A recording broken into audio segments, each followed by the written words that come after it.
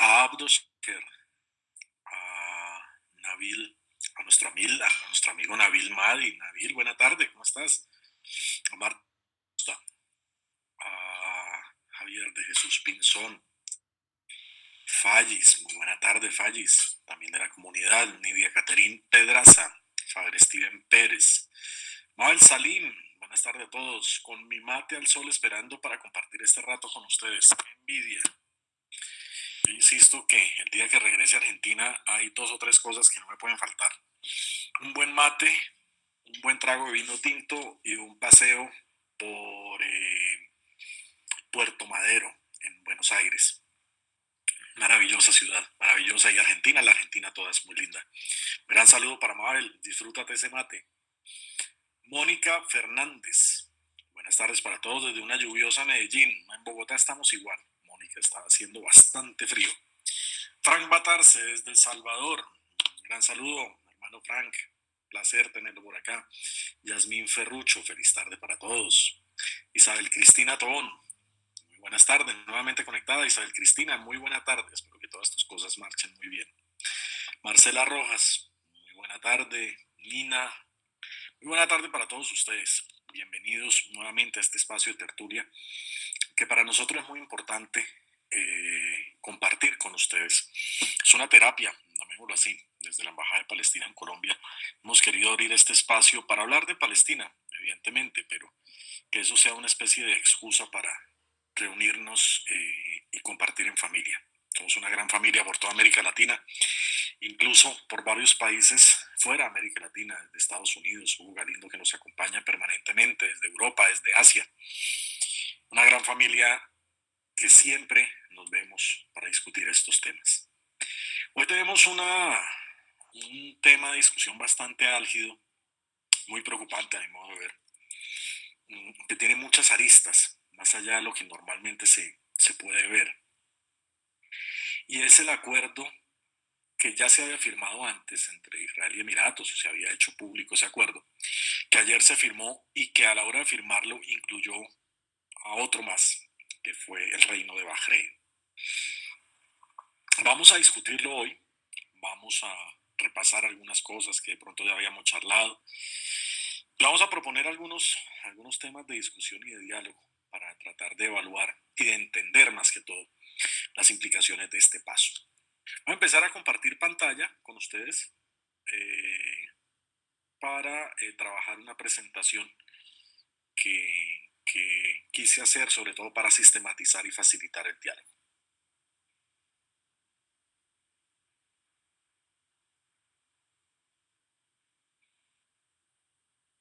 Un saludo a Javier también, aprovechando que ya se conectó. Un gran saludo a nuestro amigo Javier Correa, profesor de la Universidad Central.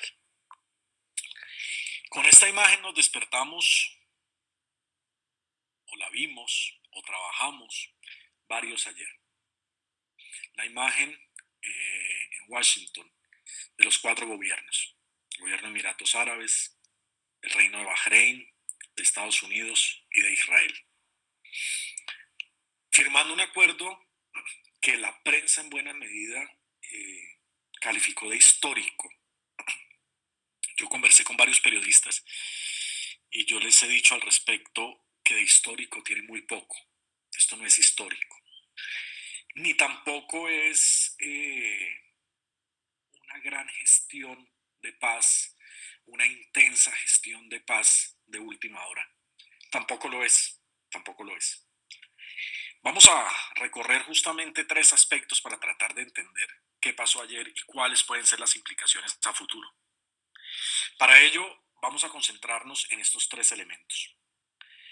Mitos alrededor del acuerdo, qué se ha construido alrededor del acuerdo que no es, qué hay alrededor en el lenguaje periodístico, cómo se ha vendido el tema.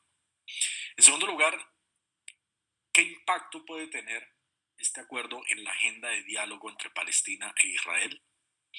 Y en tercer lugar, qué proyecciones puede tener, hacia dónde nos va a llevar esta situación. Sobre esos tres aspectos les propongo entonces hoy charlar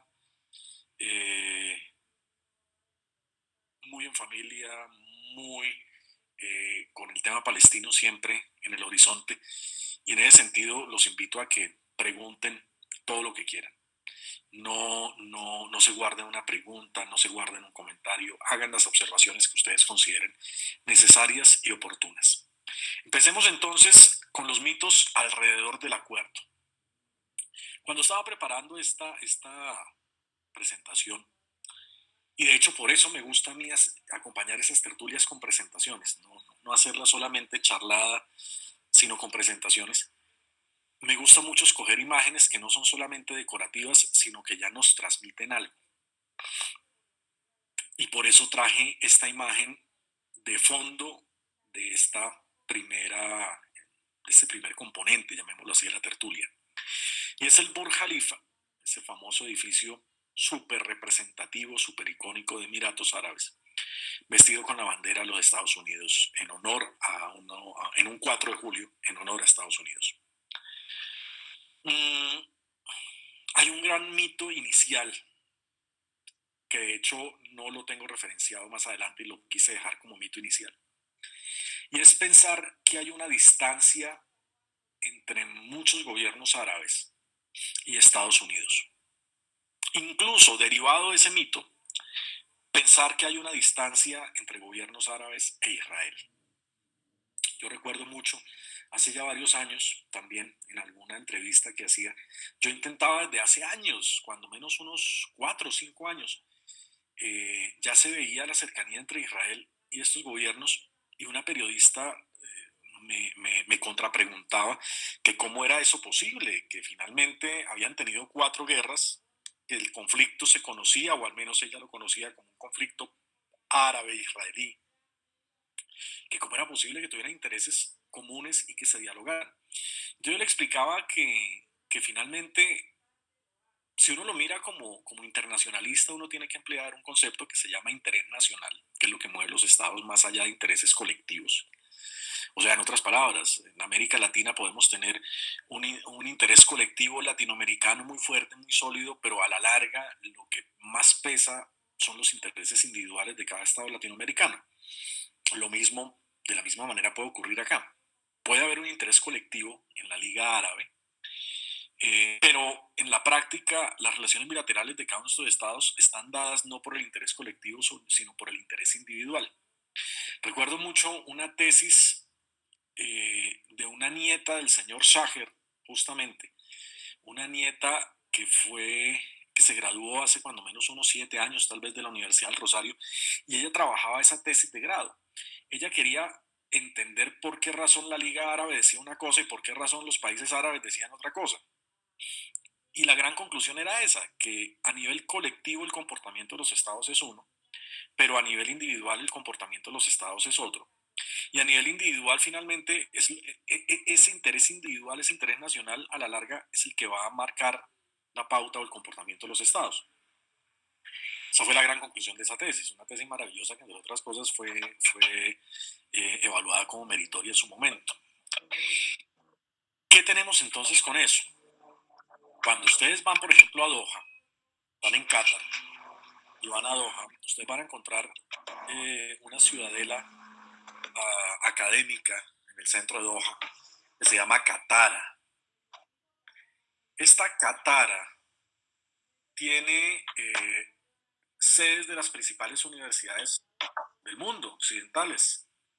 Allá ustedes pueden encontrarse MIT, pueden encontrar sedes de Cambridge, de Oxford, de cualquiera de las universidades más representativas de Europa y de Estados Unidos. Incluso, yo cuento esta anécdota con frecuencia, vi un concurso de investigación doctoral en Doha en su momento, de estas universidades que eran universidades élite, universidades top de Occidente, y eran los 5 mejores temas de investigación doctoral sobre un tema de energías renovables, los pagaban.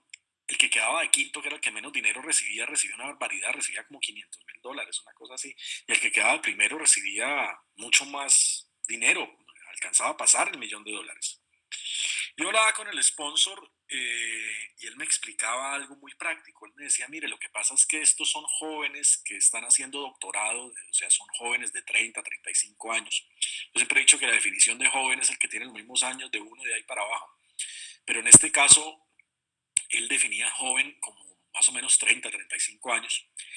Y él decía, pertenece a una élite en Europa, pertenece a una élite en Estados Unidos, este joven, que está haciendo su doctorado aquí en Qatar, que Qatar lo está premiando con 500.000, 600.000, 1.000.000, 2.000.000 de dólares, y ahora que tiene 30 años, 35, se está haciendo amigo de Qatar, y cuando esta misma persona tenga 55, 60 años y sea tomador de decisiones en su estado, sea en Europa o sea en Estados Unidos, va a tener una amistad con Qatar de cuando menos 20 o 30 años. Y entonces nos podemos sintonizar en intereses. Eso lo hablaba Qatar, lo aplica Qatar, lo aplica Emiratos, lo aplica Oman. En Oman, por ejemplo, está dentro del dispositivo militar de Estados Unidos, en Oman está la base de la sexta flota de Estados Unidos, la que patrulla el Golfo Pérsico, por ejemplo. En Qatar está una base aérea que se llama la base aérea de Al Udeid, que es desde donde se proyectan todas las operaciones militares de Estados Unidos para todo el Medio Oriente. Emiratos Árabes tiene los principales fondos de inversión del mundo y son sus principales sitios de inversión pues en Estados Unidos, obviamente.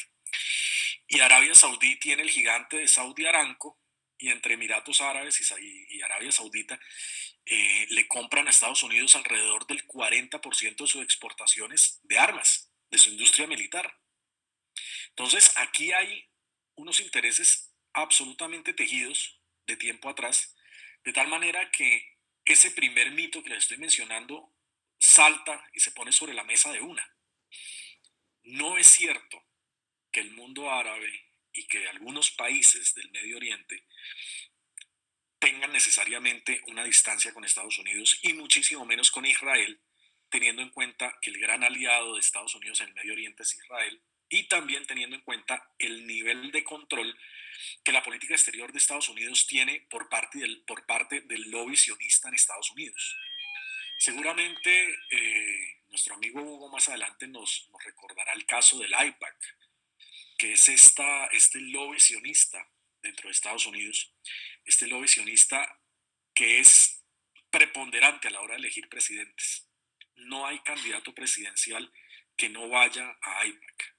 No hay candidato presidencial que no gane una elección presidencial si no ha tenido el guiño y el apoyo del IPAC, así como otros grupos de presión del sionismo en Estados Unidos. Entonces aquí usted está reuniendo es compadres.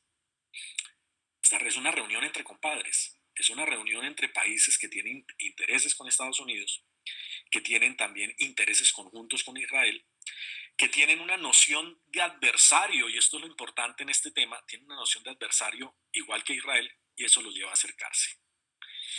Entonces tenemos dentro de este primer bloque los mitos, además de este primero que les acabé de mencionar, hay cuando menos estos otros cuatro. El primero, el primero, que le da un tinte religioso a la ocupación. ¿De qué forma le da un tinte religioso a la ocupación? No escogieron un nombre diferente a acuerdos de Abraham. ¿Cuál es el trasfondo de llamar a estos acuerdos acuerdos de Abraham? Es decir, voy a juntar religiones que son hijas de Abraham. Voy a juntar a los musulmanes, voy a juntar a los judíos. Son primos, diría la propaganda sionista, son primos. Y entonces lo que hago es que los junto y los pongo de amigos. Resulta que el tema no es religioso. El tema no es de odio, de distancias entre musulmanes, judíos y cristianos. El tema palestino no es religioso. En Palestina, como lo hemos mencionado en repetidas ocasiones, hay tanto palestinos musulmanes como palestinos cristianos como palestinos judíos. Y entre los palestinos musulmanes están todas las tendencias posibles del Islam, así como dentro de los palestinos cristianos están todas las tendencias posibles del cristianismo. Ustedes encuentran palestinos cristianos ortodoxos, griegos ortodoxos, rusos ortodoxos, de todas las tendencias. y dentro de la línea palestina cristiana romana van a encontrar palestinos romanos, palestinos, bueno, no sé si maronitas, pero sí al menos palestinos catecúmenos, van a encontrar comunidades religiosas como los salesianos, como la Salle. Entonces, Palestina no puede pararse en una orilla religiosa porque sencillamente su identidad religiosa es múltiple. Por lo tanto, el conflicto no es religioso. ¿A quién le interesa presentarlo como religioso? Pues a Israel mismo. Porque una cosa es decir, Israel es el ocupante en un conflicto de ocupación, y otra cosa es decir, Israel es víctima en un conflicto de odio religioso donde un mar de musulmanes locos y fanáticos los quieren destruir y echar al mar. En el primero de los casos, cuando yo digo Israel es el ocupante en un conflicto de ocupación, ahí Israel es el victimario. Pero cuando yo digo Israel es el sujeto del odio del mundo musulmán fanático, inmediatamente Israel es la víctima.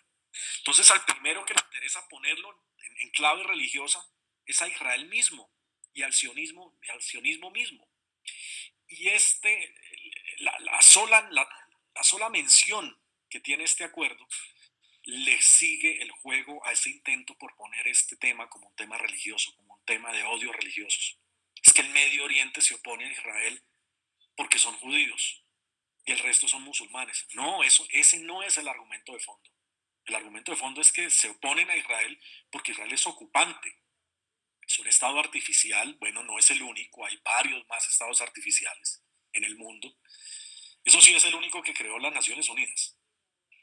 Es un estado artificial que nace artificialmente en un entorno completamente diferente a él, que tiene que inventarse una cultura, que tiene que inventarse unas tradiciones, que tiene que inventarse unos rasgos identitarios, que tiene que inventarse hasta nombres. ¿Sí? El apellido original de la familia Netanyahu ni siquiera es Netanyahu, es Mileikoski. El problema es que si usted menciona el apellido Mileikoski, usted no lo cita como un apellido bíblico, usted no lo relaciona como un apellido bíblico. Usted lo va a relacionar es como un apellido de un europeo oriental. Y no va a combinar con ese discurso de tierra prometida y pueblo de Dios. Entonces, por esa razón, incluso se reinventan los nombres. Netanyahu sí aparece más bíblico. Ben Gurión ya parece más bíblico. Su apellido original era Green. Era David Green, no David Ben Gurión. Entonces, a Israel es el que le conviene justamente presentar esto como un tema religioso y llamarlo acuerdos de Abraham. Le sigue la corriente a ese intento israelí. El segundo mito, que da la falsa sensación de ser algo histórico. Como les decía hace un momento en la introducción, esto histórico no tiene nada. Desde hace cuando menos 5 o 6 años o 7 años, las relaciones estrechas entre Estados Unidos y regímenes como el de Emiratos Árabes, como Bahrein mismo, como Omán, son elementos de cercanía muy fuertes. Y el momento en el cual también el Medio Oriente se partió en dos grandes bloques, un bloque liderado por Irán y otro bloque liderado por Arabia Saudí, ese elemento de tener el Medio Oriente partido en una guerra fría, Irán y Saudita no chocan militarmente, pero sí se atacan por los lados, cada uno buscando aliados, y esa es la gran división que hay en el Medio Oriente hoy. Ese hecho de ese intento de Arabia Saudí por dominar el mundo árabe llevó a que se sintonizaran con Israel en cuanto a una noción de adversario. Tienen el mismo adversario que es Irán y tienen el mismo amigo que es Estados Unidos. ¿Ya? Entonces, la real motivación para que Israel y Emiratos y Bahrein y algún otro país del Medio Oriente como Omán, por ejemplo, normalicen relaciones no es porque estén rompiendo la historia. No, no es porque haya sido un arduo trabajo de acercamiento del presidente Trump en los últimos 6 meses. No, lo que hay es una agenda común entre Emiratos Árabes, Bahrein, Israel y Omán, entre otros, y Egipto también, desde hace cuando menos 7, 8 años. Una agenda común que ya los está acercando y que los acerca en torno a una alianza en contra de Irán con el apoyo de Estados Unidos. Esa alianza ya se había visto, por ejemplo, a nivel militar, se había visto en la guerra de Yemen. Ustedes saben que en Yemen hay desde hace años una disputa muy profunda donde el gobierno Houthi desplazó al gobierno yemení, aliado, más que aliado, dependiente de los saudíes, propuso un nuevo gobierno, en este caso pro-iraní. Molestó, enfureció profundamente a esta alianza, donde están Emiratos Árabes y Saudita, y lanzaron o iniciaron una campaña militar contra Yemen desde hace ya varios años. Esta campaña militar la ha apoyado Israel con capacidades de inteligencia, incluso con capacidades aéreas. Las ha apoyado Israel. Entonces no es cierto que hasta ahora empiece la cooperación, no es cierto que hasta ahora empiece el diálogo, no es cierto que hasta ahora se den la mano. Eso no es cierto. Con la administración Trump, entre otras cosas, los acercamientos entre figuras del alto gobierno israelí, como su jefe de inteligencia, el jefe del Mossad, encuentros con líderes de Emiratos y líderes de Omán y líderes de Bahrein ocurrieron con frecuencia. Imagínense ustedes el jefe del Mossad visitando Dubái o visitando Abu Dhabi. Era usual, ocurría, estaba ocurriendo desde hace varios años. Entonces, esto de histórico no tiene nada, es más bien la legalización, la visualización de algo que desde hace años se venía haciendo debajo de la mesa. Eso sí, más bien, eso sí, más bien. El tercer mito es que Emiratos Árabes y Bahrein, en este caso, se asumen como los salvadores de Palestina, y yo pongo salvadores entre comillas, ya les digo por qué. Y además lo más peligroso es que se asumen como sus voceros internacionales. ¿Por qué razón se asumen como los salvadores de Palestina? Porque el gran argumento que utilizó Emiratos Árabes hace ya varios días era que había logrado congelar o neutralizar los intentos de Netanyahu de anexarse el valle del río Jordán. A mí hace un tiempo un gran amigo me mencionó un refrán que realmente yo intento aplicarlo en muchos de estos análisis internacionales. Él me decía, piensa mal y acertarás. ¿Y dónde lo quiero aplicar? Justamente volvamos atrás unos meses, cuando Netanyahu argumentaba que iba a anexar el valle del río Jordán y que iba a anexar el 30% de Cisjordania y que iba a acercar a Jericó y que iba a desconectar a Palestina más de lo que ya está. En ese momento Netanyahu ganó dos cosas políticas. En primer lugar, o sea, estiró la línea roja. Ahorita menciono un poquito algo de eso. Estiró la línea roja. O sea, los europeos y la comunidad internacional ya no le iba a pedir a Netanyahu que no colonizara Palestina, que no creara asentamientos, sino ahora le iba a pedir a Netanyahu que no anexara. ¿Sí? O sea, cuando ustedes quieran que algún adversario les acepte ciertas condiciones suyas, propóngale un panorama mucho más crítico. ¿Sí? Me van a perdonar de pronto el ejemplo tan simple que voy a poner, pero alguna vez hablando con unos alumnos míos en la universidad me ponían en una clase de negociación, me ponían un ejemplo similar. Es como cuando la niña le quiere decir a su papá que tiene novio y no sabe cómo decírselo, y entonces termina diciéndole a su papá que es que perdió todas las materias, que la echaron de la universidad. Le pinta un panorama supremamente trágico, y ya cuando el papá está aterrado le dice, no, es mentira lo que te estoy diciendo, la situación no es tan grave, lo que te quiero decir es que tengo novio. Entonces la niña lo que hizo ahí fue que corrió la línea roja. ¿Sí? Lo mismo hizo Netanyahu. Ya los europeos no le reclaman por crear asentamientos en Palestina.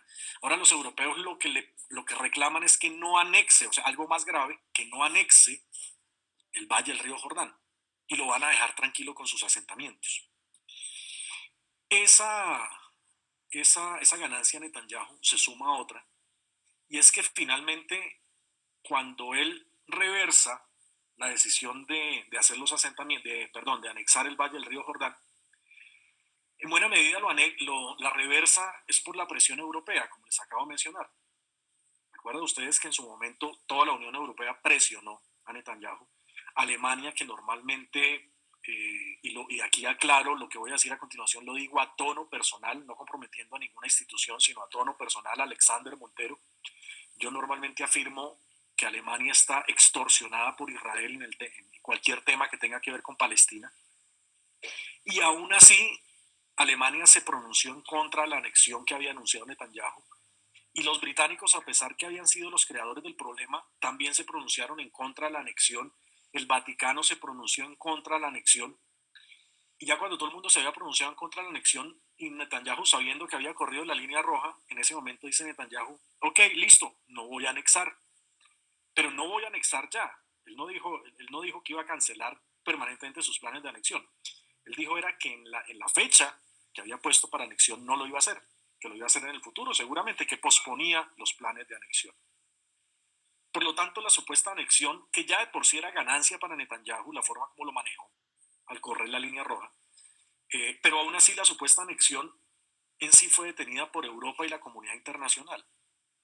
Sin embargo, Emiratos Árabes salieron con un argumento bastante cuestionable, diciendo que habían sido ellos los que habían frenado la iniciativa de Netanyahu y que lo habían frenado a cambio de normalizar las relaciones entre Emiratos e Israel. Hace unos días en una entrevista yo le decía al periodista, mire, que los emiratíes digan cualquier cosa, digan que es que querían hacer negocios con Israel, que tiene el mismo enemigo común que es Irán, que realmente lo que les interesa es la plata entre Israel y Emiratos. Digan cualquier cosa, pero no digan que lo hicieron por salvar a Palestina, por poner a Palestina entre otras. Eso es una gran mentira.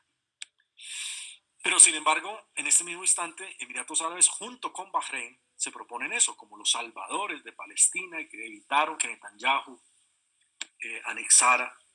No evitaron nada. Netanyahu sigue construyendo colonias. Netanyahu, entre otras cosas, ayer mismo estaba firmando con el gobierno de Emiratos y el gobierno de Bahrein. Inmediatamente dijo que, o recalcó, que el tema de los refugiados palestinos estaba absolutamente cerrado, o sea, que Israel nunca iba a aceptar que los refugiados palestinos regresaran a Palestina. Y los que habían logrado ciudadanía palestina a partir de la sombrilla que les dio los acuerdos de Oslo, que Israel iba a estudiar la posibilidad de retirarles la ciudadanía. Entonces, aquí no ha salvado Emiratos Árabes y Bahrein, no ha salvado nada. Eso es un argumento publicitario nada más. Pero ese argumento publicitario tiene otra implicación que yo les decía que es algo más grave, y es que al mostrarse como los salvadores de Palestina, se apalancan a sí mismos como los voceros internacionales de Palestina en las negociaciones con Donald Trump a propósito del plan de paz.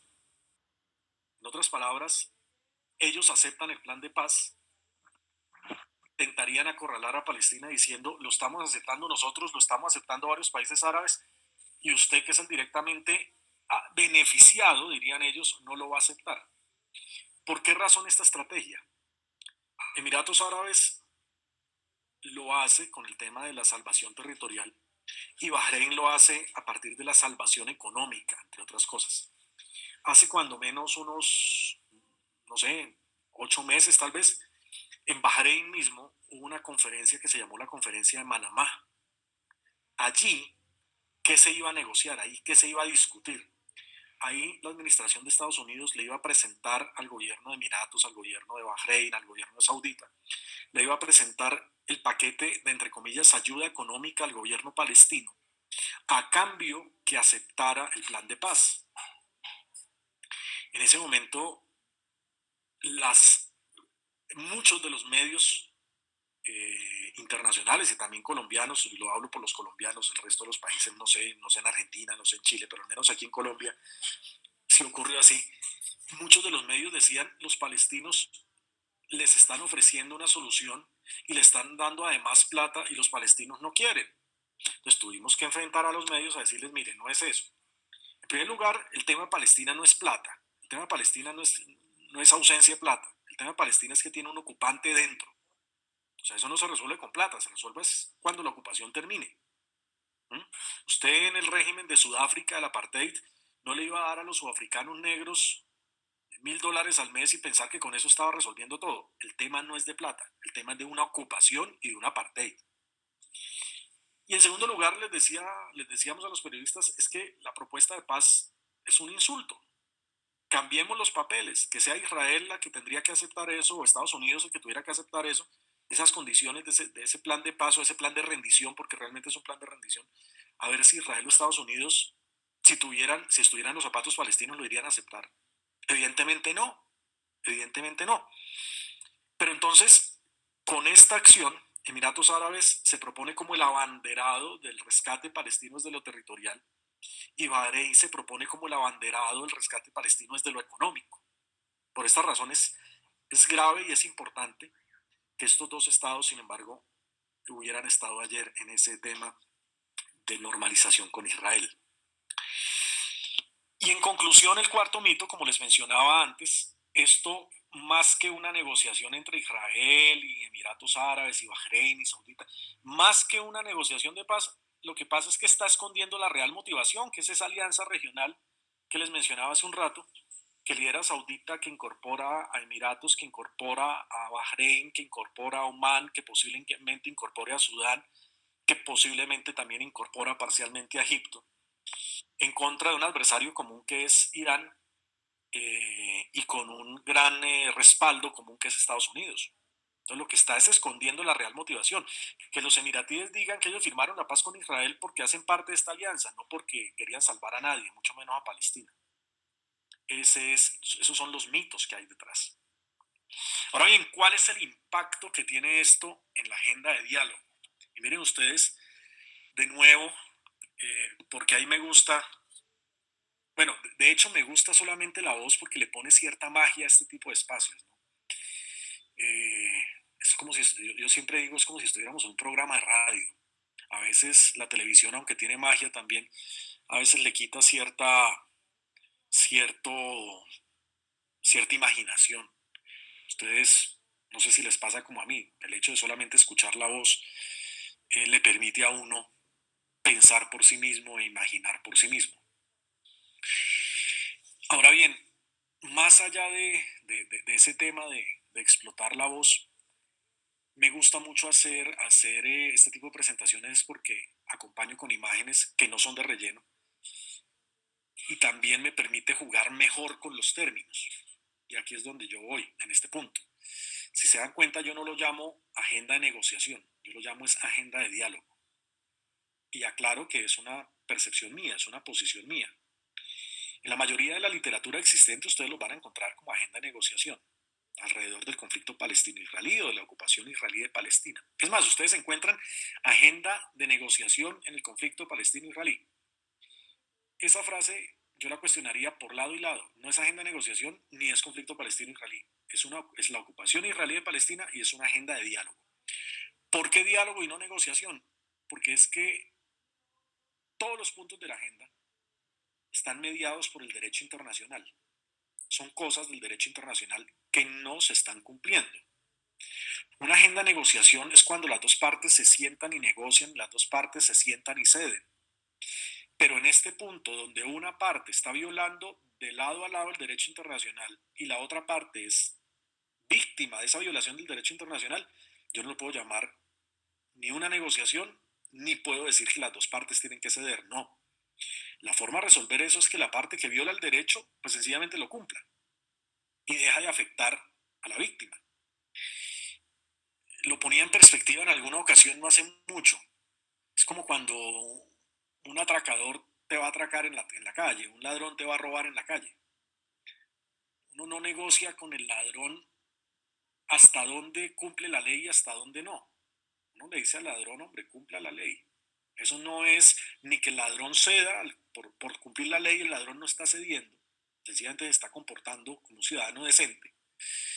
Eh, y usted sencillamente está mirando cómo resolver el problema sin que haya una negociación de por medio, sin que las dos partes tengan que ceder por partes iguales. Esto ocurre entre Palestina e Israel. El conflicto se resuelve, la ocupación se resuelve en el momento en el cual Israel cumpla el derecho internacional. ¿A qué derecho internacional me refiero? A este, ya voy de regreso, a este. los puntos de la agenda, la mayoría, están soportados en resoluciones del Consejo de Seguridad o resoluciones de la Asamblea General o normas del derecho internacional, particularmente los convenios de Ginebra, que no se cumplen. El día, el día que haya paz entre Palestina e Israel es el día en que Israel cumpla la ley internacional. Es así de sencillo. Que cumpla resoluciones. Hay 89 resoluciones del Consejo de Seguridad que Israel viola. Que cumpla una sola, la 242, o una sola, la 2334-2016, que ahorita la vamos a ver. Ahí ya habría solución a la ocupación, ya habría paz. La paz entre Palestina e Israel no implica un esquema de negociación supremamente complejo, no implica un esquema de ver cómo se resuelven estos puntos, no. Es supremamente sencillo que se cumpla la resolución 242 o la 2334 o cualquiera de las decenas de resoluciones que hay en relación con el conflicto, allí se estuviera resolviendo. Así se resuelve entonces este tema. Así es como se habían pensado los acuerdos de Oslo. Y aquí hay otro punto importantísimo y por eso es que duele tanto el tema de Emiratos y el tema de Bahrein. Porque es que esa foto que estamos viendo detrás es una foto que se basa en una palabra y es reconocimiento, reconocimiento. O si quieren una frase, reconocimiento del otro. Ese es el pilar de esa negociación entre Rabin y Arafat, el reconocimiento. Arafat reconoce en una carta enviada a Rabin, Arafat reconoce a Israel. Rabin no reconoce al Estado palestino, pero al menos reconoce a los palestinos y reconoce a la OLP. Hay un reconocimiento del otro. Pero hoy, o bueno, incluso ni siquiera hoy, después de la muerte de Rabin, del asesinato de Rabin por parte de un jovencito israelí, después del asesinato de Rabin, los gobiernos israelíes que han seguido, y particularmente el actual, el de Netanyahu, se apalancan en no reconocer a Palestina, que Palestina no existe. ¿Y por qué digo esto? Cuando usted no habla de West Bank, no habla de Cisjordania, sino habla de Judea y Samaria, hay un desconocimiento del otro. Cuando usted dice Jerusalén es absolutamente mía, hay un desconocimiento del otro. Cuando usted empieza a colonizar Cisjordania y a llenarla de colonos para desplazar a sus pobladores de allí e invisibilizarlos y robarse sus tierras, hay un desconocimiento del otro. Cuando usted crea unas normas favorables a usted, pero discriminatorias para la minoría que usted está ocupando, hay un desconocimiento del otro. Cuando usted incluso no llama al otro por su gentilicio, no lo llama como palestino, sino lo llama es árabe de Israel o sencillamente árabe a secas, pues evidentemente hay un desconocimiento del otro. Entonces, cualquier negociación exitosa, yo creo, y lo insisto a partir de haber estudiado casos en relaciones internacionales en teoría de negociación, implica cuando menos tres elementos. Uno, confianza.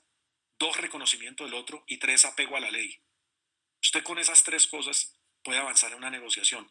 Hoy con Netanyahu no hay ninguna de las tres cosas. No hay ni confianza, ni apego a la ley, y muchísimo menos reconocimiento del otro.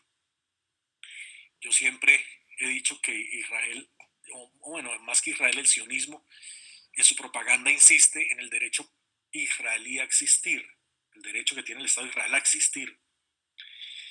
En alguna conferencia yo les decía a los conferencistas, démosle la vuelta a ese argumento. Hoy tenemos que hablar del derecho palestino a existir, porque quien está amenazado existencialmente es Palestina. ¿Y quién habla del derecho palestino a existir? Nadie.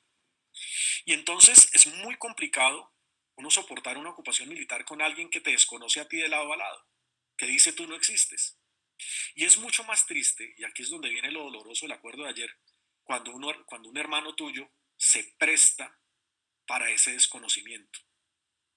Cuando un hermano tuyo se acerca a la persona que te está, no solamente que te está ultrajando, ni que te está ocupando, ni que te está generando una violación diaria de todo el recetario de derechos humanos posibles, sino que empiezas por desconocerte a ti. Y tú ves a tu hermano así construyendo lazos de amistad con la persona que te está haciendo eso a ti. O sea, no es lo mismo, aunque hablemos de una sociedad cosmopolita, aunque hablemos de una sociedad civil transnacional, aunque hablemos de amistad en pueblos, totalmente cierto y absolutamente válido y absolutamente importante. Pero no es lo mismo que aparezca Nauru de la mano de Israel y de Estados Unidos, que ya sabemos que eso es así desde hace rato, muchas cosas, a que aparezca un hermano árabe haciendo lo mismo. A pesar de hablar de una sociedad cosmopolita y de todo lo que ustedes quieran de globalización, sin embargo, todavía uno confía y uno siente aprecio por ese hermano regional, por ese hermano hasta étnico, histórico, cultural. Entonces, por eso es que duele tanto el tema de Emiratos y el tema de Bahrein. No es como dice el sionismo, que es que Palestina tiene secuestrados a los árabes y que si negocian con Israel. No, esto no se trata de tener secuestrado a nadie. Se trata es que duele cuando un hermano le da ese espaldarazo a quien insiste en hacerte tanto daño. Ese es el problema, y por eso es que duele tanto. Por eso es que duele tanto. Ahora bien, eso, más allá de dolor simbólico y de dolor fraternal, va a tener un impacto en la agenda de diálogo. ¿Por qué razón? Los temas generales de la agenda de diálogo son estos: Jerusalén, asentamientos, muro, otras formas de ocupación, recursos, refugiados y arquitectura institucional. ¿En qué consiste? Pues que el derecho internacional dice Israel está partida en dos, la parte oeste es israelí, la parte este es Palestina. Entonces Israel debe irse a la parte este. ¿Qué dice el derecho internacional con los asentamientos? Dice que los asentamientos son ilegales y que Israel los tiene que retirar de Palestina. ¿Qué dice la agenda internacional y el derecho internacional sobre el muro? El derecho internacional dice el muro es ilegal. Lo dijo la Corte Internacional de Justicia en el 2004. ¿Qué dice el derecho internacional sobre esas otras formas de ocupación? O sea, las zonas militares que tiene Israel, los checkpoints que Israel siembra dentro de Palestina y el juego grotesco con el tema de las reservas naturales, que no es porque Israel ame al medio ambiente, sino es porque sabe que donde defina zonas de Cisjordania como zonas naturales o reservas naturales, pues va a poder quedarse allí permanentemente. ¿Qué dice el derecho internacional? Que todo eso es ilegal, que Israel tiene que desmontar todas esas figuras semi-jurídicas y semipolíticas que ha creado y las tiene que retirar de Palestina. ¿Qué dice el derecho internacional con los recursos? Dice todos los recursos naturales que hay en Palestina son de Palestina, sobre todo el agua. Entonces Israel tiene que dejar de explotarlos y tiene que dejar es que los palestinos los exploten, no se los robe. ¿Qué dice el derecho internacional sobre los refugiados que Israel echó y que hoy son más o menos 5.300.000, 5,5 millones, que como cualquier otro refugiado en el mundo tienen que regresar y además tienen que ser indemnizados? Y es necesario dentro de esta agenda de diálogo que Palestina construya autónomamente como cualquier otro Estado, su arquitectura institucional. ¿Mm? ¿Qué dice Israel al respecto? Que no va a devolver Jerusalén, que no va a retirar los asentamientos, que no va a derribar el muro, que no va a retirar las zonas militares, que no va a retirar los checkpoints, que no va a devolver las reservas naturales, que no va a devolver los recursos naturales, antes al contrario va a comerciar con ellos y se los va a vender a países como Colombia diciendo que son israelíes gracias al TLC que Colombia le aceptó a Israel, que los refugiados no pueden volver y que la arquitectura institucional palestina la debe autorizar es Israel. Esa es la propuesta de Israel a la agenda de diálogo, no lo que dice el derecho internacional. No estas resoluciones, sino lo que dice Israel. Ahora, ¿por qué este acuerdo entre Bahrein y Emiratos puede terminar afectando la agenda de diálogo? Ayer mismo lo decía Netanyahu, ayer mismo lo decía Trump. Decían, es que la solución del conflicto palestino-israelí no es una solución basada en el derecho, sino es una solución basada en la política. ¿Cómo van a decir que no es una solución basada en el derecho si resolverlo por fuera del derecho implicaría violar decenas y decenas y decenas de resoluciones de Consejo de Seguridad y violar los convenios de Ginebra y violar muchas otras herramientas del derecho? O sea, sería el primer conflicto que se solucione matando el derecho. Sería el primero. Pero obviamente a la perspectiva israelí le conviene decir eso, que esto es una solución política, no jurídica, Y cuando dice es una solución política, aparece Emiratos y aparece Bahrein aplaudiendo esa muerte del derecho y diciendo sí, esto tiene que ser una solución política, como lo estamos haciendo nosotros. A nosotros no nos interesa que usted viole estas resoluciones, es el mensaje que le envía Emiratos y Bahrein. A nosotros no nos interesa que usted viole estas resoluciones, no nos interesa que usted quiera imponer su punto de vista sobre estos temas de la agenda, incluyendo Jerusalén, lo cual es, en el papel es gravísimo para los Emiratos, ¿no? Para Bahrein mismo, por ser su población musulmana. Pero les diría, a nosotros no nos interesa que usted viole la ley porque esto no se resuelve aplicando la ley, esto se resuelve es con acciones políticas como la que estamos haciendo nosotros. Por esa razón es que también es grotesco que lo de ayer lo que se firmó ayer se presente como un acuerdo de paz entre Emiratos e Israel. Es que sería el primer acuerdo de paz que se firma violando la ley, matando el derecho. Y eso no es un acuerdo de paz. Por eso es incluso grotesco hasta llamarlo acuerdo de paz entre Emiratos, Bahrein e Israel. Esto puede cambiar con esa estrategia que está empleando Estados Unidos y algunos países del Medio Oriente. Esta necesidad de apalancar la solución en el derecho. Y también tiene repercusiones en esto. Esta era la posición relativamente colectiva hasta ayer dentro de los árabes. Se llamaba Iniciativa de Paz Árabe. Se propuso en el 2002, pero se consolidó en el 2007. ¿Qué le decían los árabes desde la Liga Árabe? ¿Qué le decían los árabes a Israel? Le decían, mire, nosotros vamos a normalizar todas relaciones diplomáticas con usted, pero usted cumpla una resolución y después se amplió a 3, cumpla 3, viola 89, no importa, siga violando 86, pero cumpla 3, cumpla la 194, la 242 y la 338. Cúmplalas. No le estamos pidiendo la luna, no le estamos pidiendo que vaya a Júpiter y vuelva. Le estamos diciendo es que cumpla 3 resoluciones de las 89 que viola. Cumpla 3. Y en ese momento, nosotros árabes, en bloque, normalizamos relaciones con usted. ¿Mm? Esa es una propuesta válida, además que válida mínima, porque es que a Israel no se le estaba pidiendo mucho, se le estaba diciendo cumpla esas 3. Mínima. Ahora, volviendo a teoría de negociación, los palestinos a la hora de sentarse a negociar con Israel o a dialogar con Israel, ¿con qué van a presionar a Israel? Los palestinos no tienen fuerza militar para presionar a Israel para que se siente y negocie o acepte el derecho. ¿Qué mecanismos de presión tiene Palestina? Tiene muy pocos. Este es uno. El otro es la Corte Penal Internacional y el otro son las presiones que la comunidad en general pueda poner sobre Israel.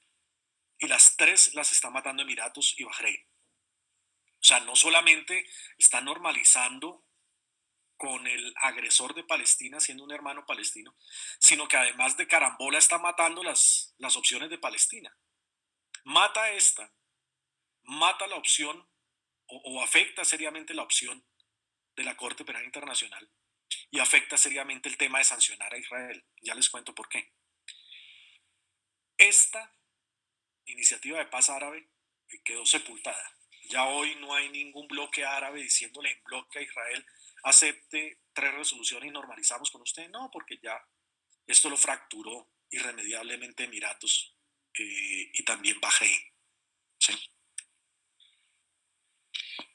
Esta iniciativa de paz árabe se reflejó más bien en esta que es la resolución más reciente, la más nueva de todas las resoluciones que el Consejo de Seguridad ha emitido sobre la ocupación israelí de Palestina, es la resolución 2334-2016,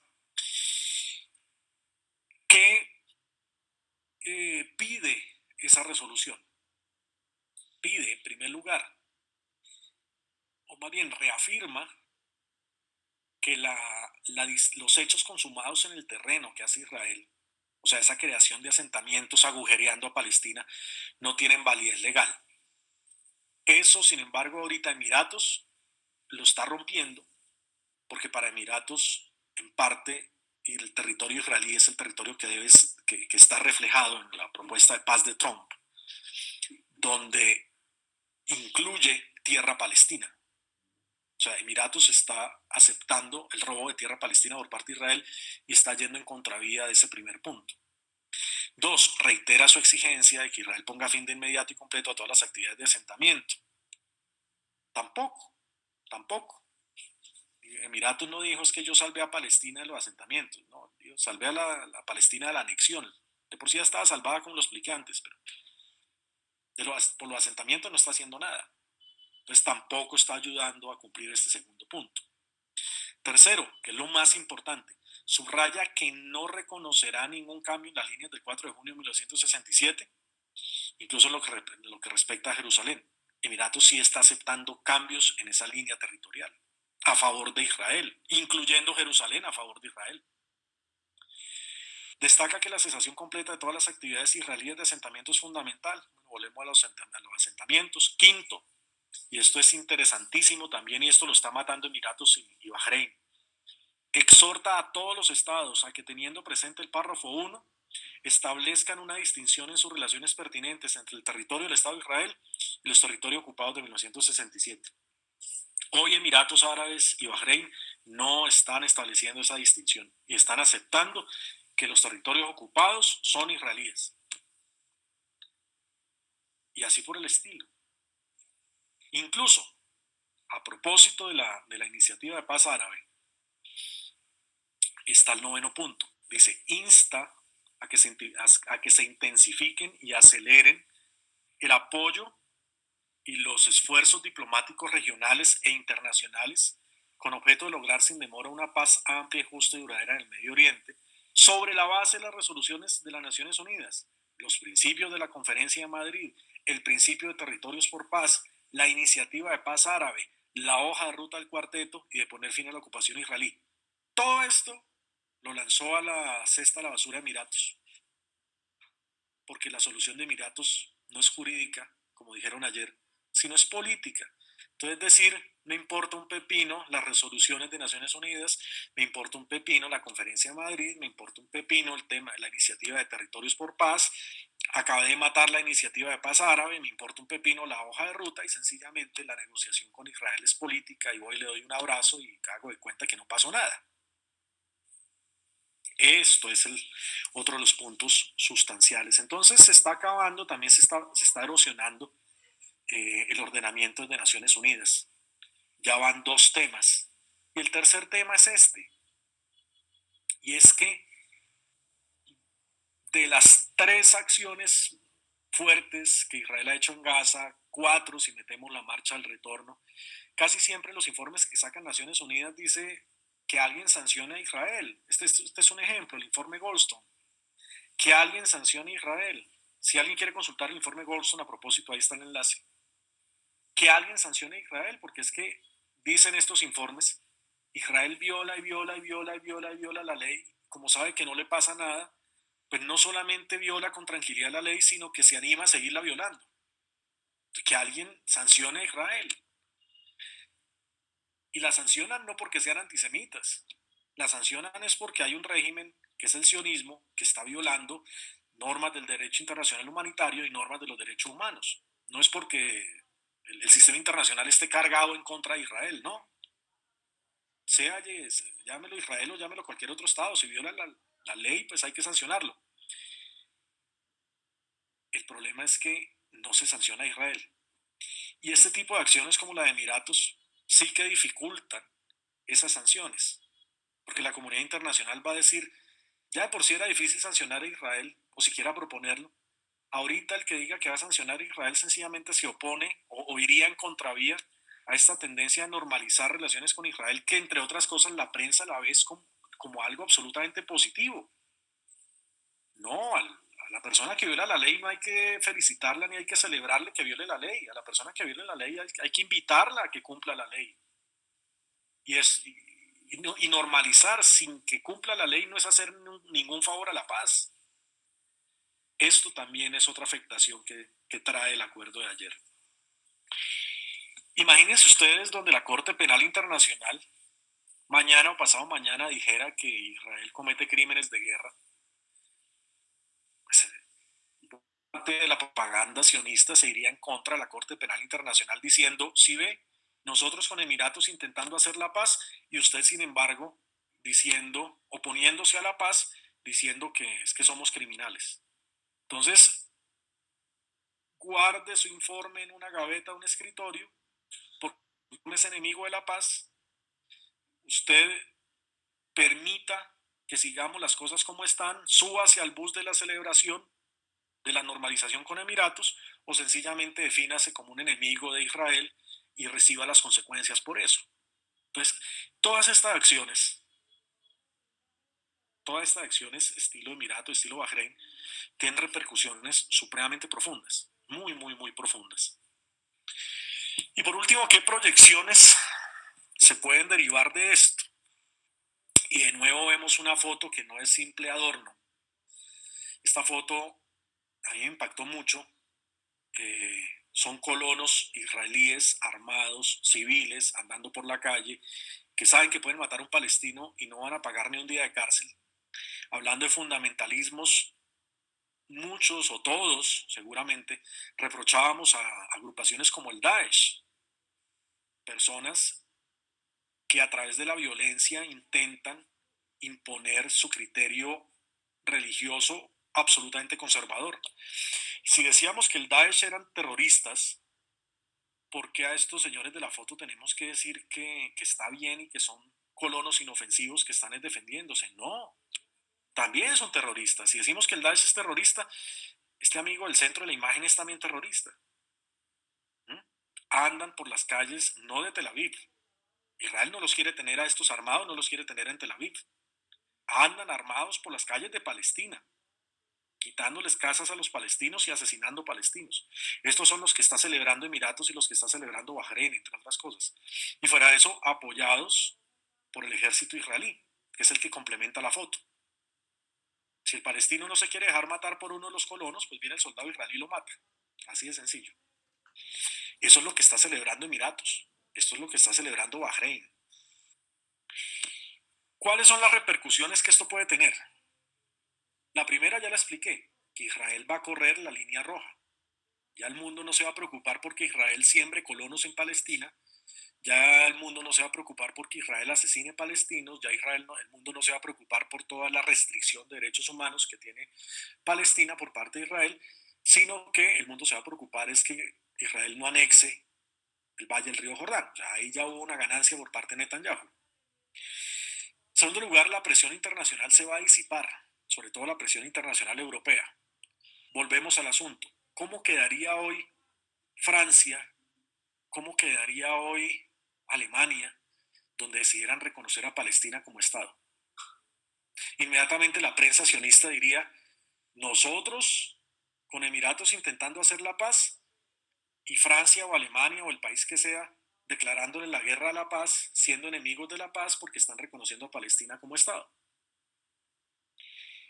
Tercero, la iniciativa de paz árabe se desvirtúa por completo, ya lo mencioné. Los fallos de la Corte Penal Internacional también, como ya lo expliqué, tendrán una legitimidad limitada, porque se van a presentar no como fallos que quisieran hacer aplicar la ley, sino como fallos que son enemigos de la paz y son perseguidores a Israel. Serían fallos antisemitas, de una vez diría la propaganda del sionismo. Emiratos Árabes seguirá trabajando por imponer una agenda en Palestina, no lo ha, esta no es la primera ocasión. Los Emiratos Árabes ya desde hace rato han intentado apalancar figuras proemiratíes y proisraelíes dentro de la política palestina y muy seguramente lo seguirán haciendo.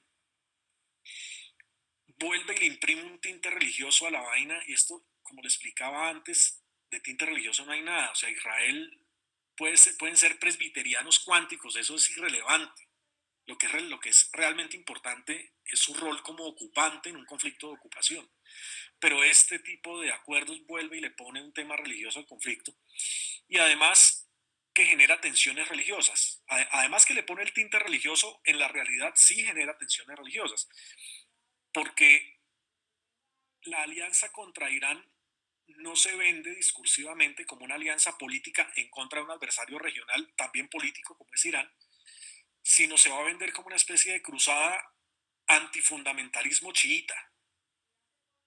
Entonces, sí hay incluso una forma de manipular el tema para disimular una alianza que es política y ponerla como una especie de alianza salvadora al fundamentalismo chiita, independiente que puedan ser conservadores o no, eso es irrelevante también. Se vendería como una alianza anti-salvadora de la humanidad, anti-fundamentalismo chiita. Pero también genera una contradicción, y es que también dentro de los sunitas, al estar Jerusalén de por medio, puede implicar reacciones del mundo musulmán por el robo que puede hacer Israel de Jerusalén. Entonces, por una vía o la otra, puede terminar convirtiendo el conflicto en un conflicto religioso, y eso no se quiere por muchas cosas, entre ellas porque favorece a Israel. Y el último punto es que, sin duda alguna, pues va a acercar muchísimo más la relación con Estados Unidos. Y la va a acercar en buena medida porque quien está trabajando para Israel hoy es la administración Trump.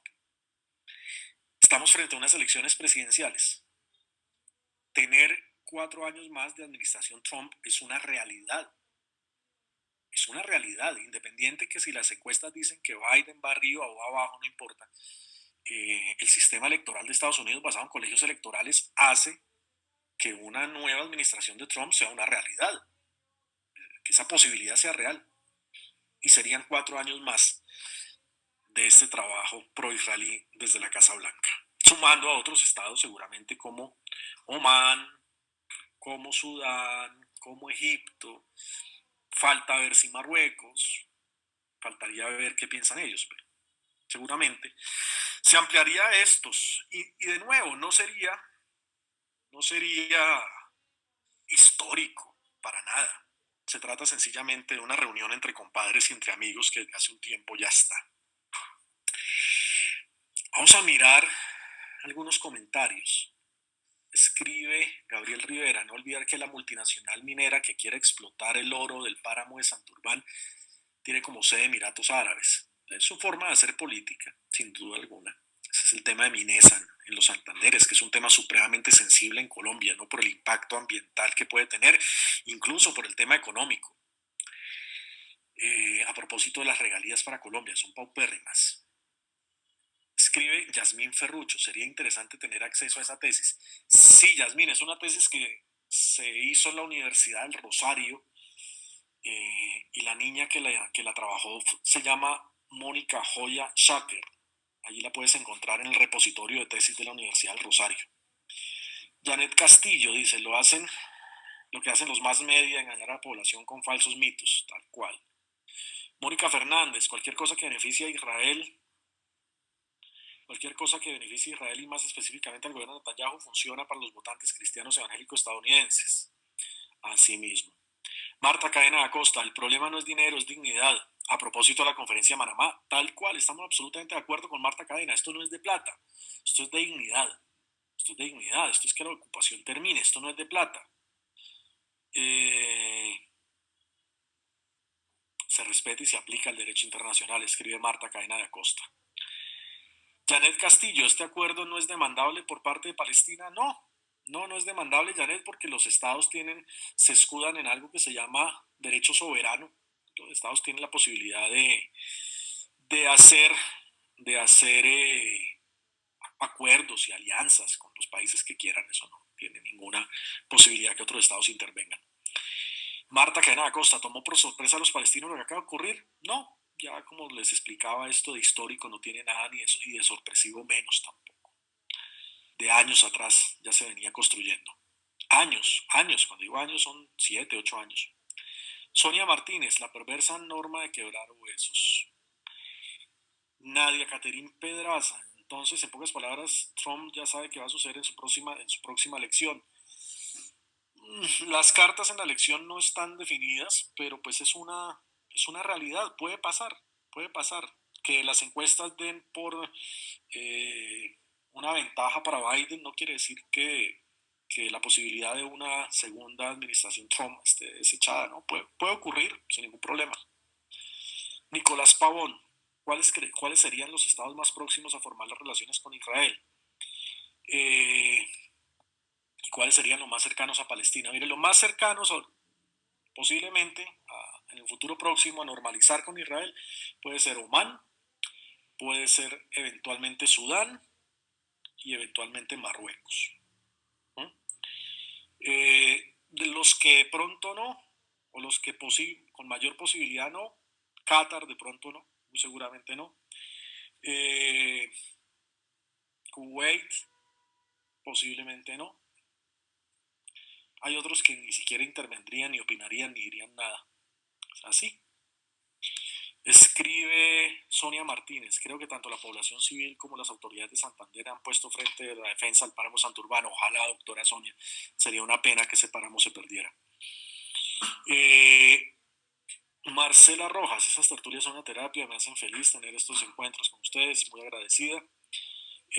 Al mismo tiempo da impotencia y rabia, indignación. Asimismo, Marcela, eso es absolutamente cierto. Uno conoce Palestina, en la medida en que más conozca Palestina, uno como el que le da más impotencia, sería la palabra, o más desazón tal vez, incredulidad en el derecho internacional. Nuestro amigo Hugo Galindo quiere participar desde Estados Unidos. Hugo, lo escuchamos. Gracias. Es interesante hacer un poquito de análisis de lo que está pasando en las elecciones norteamericanas. Y tal vez la gran diferencia que hay entre las elecciones colombianas con las de los Estados Unidos es que en los Estados Unidos tiene una grandísima influencia la televisión y tiene otra influencia muy grande el manejo de la religión. Y Trump es un maestro de saber utilizar esos dos elementos, la televisión y la religión. Y voy a explicar por qué. Todos en el mundo sabemos y utilizamos a diario las grandes llamadas cadenas sociales o redes sociales, como el Facebook, como el Google, como el WhatsApp, Instagram, como Messenger. Todos estos medios que acabo de nombrar, todos están en manos de sionistas judíos en los Estados Unidos que son multimillonarios. Facebook nomás tiene 1.600 millones de personas que lo utilizan diariamente. WhatsApp está utilizado por casi 2.000 millones de personas al día. Y en los Estados Unidos, esos medios están en este momento manejados por el dinero que es el que moviliza las multitudes de gentes a través del Internet. Además de todas estas cadenas sociales o redes sociales, las 4 grandes cadenas de televisión. Al hablar yo de cadenas, digo de los 4 grandes monstruos que se llama ABC, CBS, NBC y Fox. Todas las 4 están manejadas por sionistas judíos. Ellos son los dueños de los 1.800 canales de televisión que existen en los Estados Unidos. Por lo tanto, el pueblo americano está inundado de propaganda sionista. El pueblo americano tiene la imagen que los sionistas han dado de que el pueblo judío, la religión judía tiene derecho a la tierra santa, a la tierra prometida, que Israel es el pueblo escogido por Dios. Y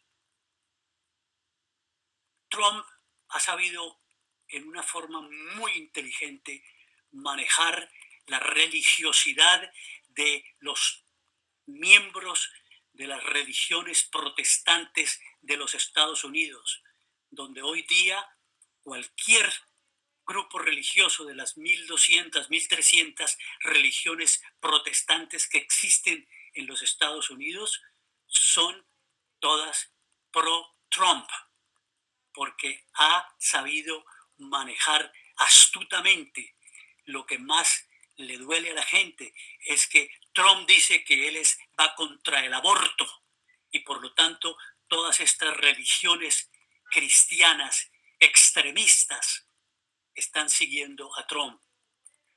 Por lo tanto, lo que decía Alejandro es muy factible, es muy posible que unos nuevos 4 años se vuelvan a dar en los Estados Unidos, lo cual sería catastrófico no solamente para Estados Unidos, sino para el mundo entero, para la paz del mundo, para el medio ambiente, para todas las relaciones internacionales que este señor ha destruido, porque se cree el dueño y señor del mundo.